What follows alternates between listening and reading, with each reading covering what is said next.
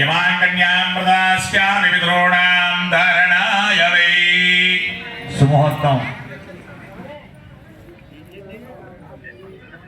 ఇప్పుడు సుముహూర్త కార్యక్రమము కన్యాదానం పూర్తయింది. జీలకర్ర బెల్లము అంటే మనం మామూలుగా వివాహంలో ఒక సమయాన్ని శుభలగ్నం వేస్తూ ఉంటాం. ఒక లగ్నాన్ని పురోహితుల దగ్గరికి వెళ్ళి ఒక ముహూర్తాన్ని నిర్ణయం చేసుకుంటాం. పలానా వృషభ లగ్నము, పలానా మేష లగ్నము, అలాగే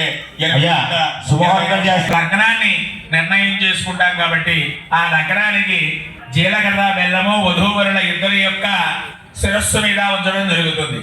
ఆ సమయంలో ఆ వధూవరులు ఆ శుభలగ్నంలో ఆ యొక్క శిరస్సు మీద ఆ జీలకర్ర బెల్లం పెట్టేటప్పటికి ఒకరి చేతి నుంచి అరిచేతి నుంచి ఒకరి యొక్క అరిచేతుల్లోకి బ్రహ్మరంధ్రం ఉంటుంది. ఇక్కడ పుట్టినప్పుడు చూడండి, ఇక్కడ చాలా మెత్తగా ఉంటుంది.